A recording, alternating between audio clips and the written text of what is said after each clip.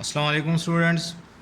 Physics tenth और unit number 11 आज हम स्टडी कर रहे हैं और आज का हमारा टॉपिक है स्पीड ऑफ साउंड।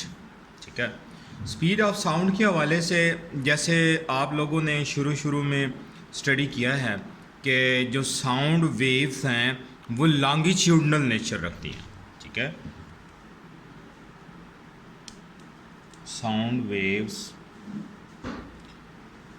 और लॉन्गिट्यूडनल वेव्स, और लॉन्गिट्यूडनल वेव्स की डेफिनेशन आपने पढ़ी थी कि पहली तो बात है ये मैकेनिकल वेव्स की टाइप्स हैं जो एक मटेरियल मीडियम रिक्वायर करती हैं फॉर देयर प्रोपेगेशन। और जो लॉन्गिट्यूडनल वेव्स होती हैं उसमें क्या होता है कि जैसे पार्टिकल्स ऑफ द मीडियम है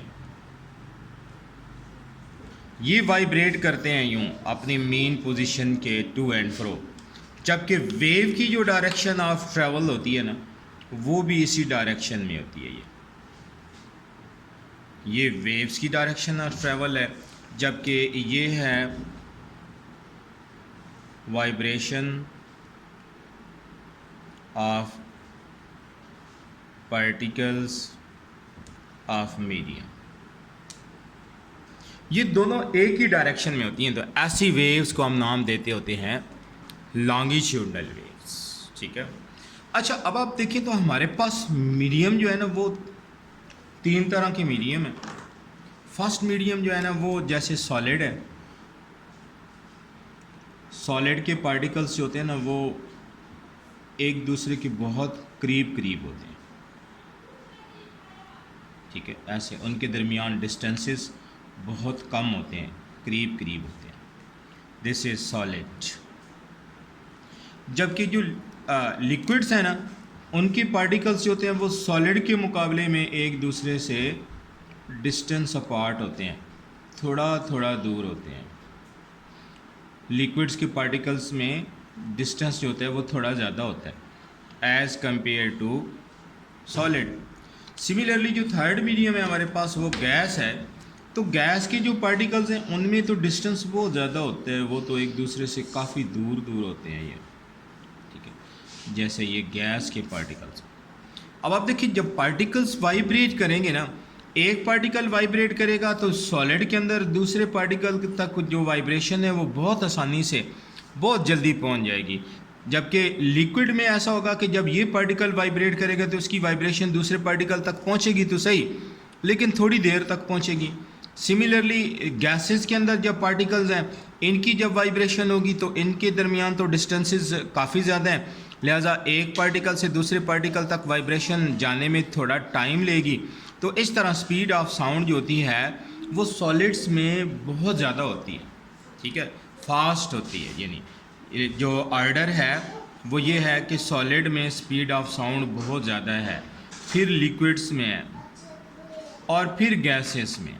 ठीक है, हम तो वैसे अपनी आवाज़ सुनते हैं ना गैस के अंदर यानी एयर के अंदर। ठीक है, तो इस हवाले से अगर हम कंपेयर करें ना तो लिक्विड्स के अंदर जो स्पीड ऑफ साउंड है वो 5 times greater than gases. In liquid speed of sound is 5 times greater than gases. ठीक हो गया, यानी जो गैस है ना उसके मुकाबले में स्पीड ऑफ साउंड जो है वो 5 टाइम ग्रेटर है किसमें, लिक्विड्स में।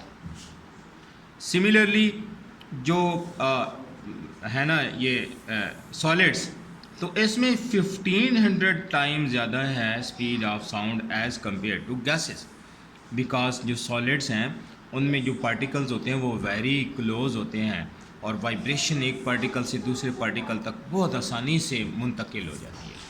ठीक हो गया। इसी तरह कुछ फैक्टर्स हैं जो कि स्पीड ऑफ साउंड को इफ़ेक्ट करते हैं।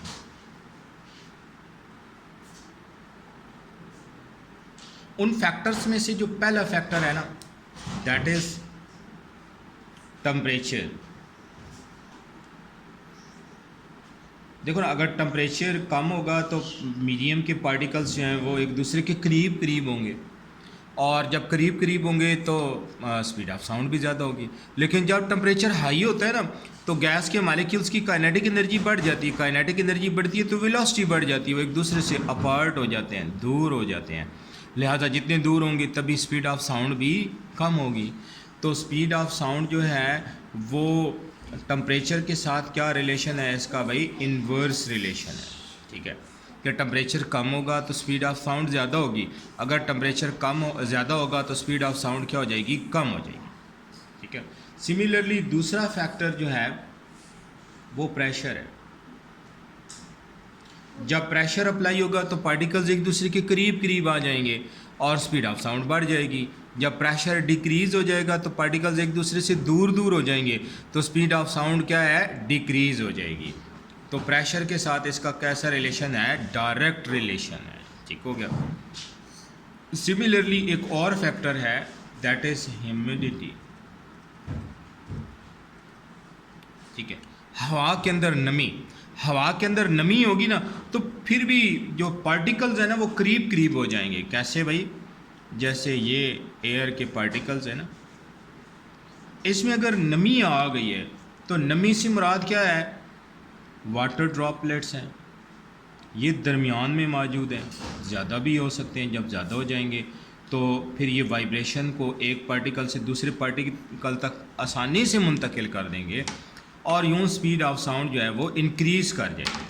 तो एयर ह्यूमिडिटी जो है इसके साथ speed of sound directly proportional है। ह्यूमिडिटी ज़्यादा होगी, ह्यूमिडिटी ज़्यादा होगी तो स्पीड ऑफ साउंड फास्ट होगी, अगर ह्यूमिडिटी कम होगी तो स्पीड ऑफ साउंड जो है वो कम हो जाएगी। ठीक है। अच्छा, फिर स्पीड ऑफ साउंड हम कैलकुलेट कैसे कर सकते हैं, हमारे पास एक फार्मूला है v = f लैम्डा। इसकी मदद से हम स्पीड ऑफ साउंड जो है वो कैलकुलेट कर सकते हैं। और जो generally speed of sound calculate की गई है वो है 343 मीटर पर सेकंड, लेकिन शर्त यह है कि at 1 atmosphere and 21 degree centigrade, इस कंडीशन पर स्पीड ऑफ साउंड कितनी फाइंड की गई, 343 मीटर पर सेकंड। ठीक है, जो स्टैंडर्ड मानी जाती है।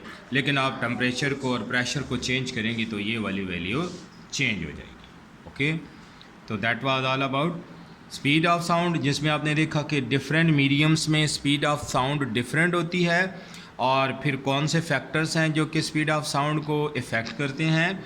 सिमिलरली आपने ये भी देखा कि स्पीड ऑफ साउंड को हम wave equation v = f lambda से फाइंड कर सकते हैं और जनरल स्पीड ऑफ साउंड होती कितनी है। ठीक है, okay, wish you good luck, अल्लाह हाफिज़।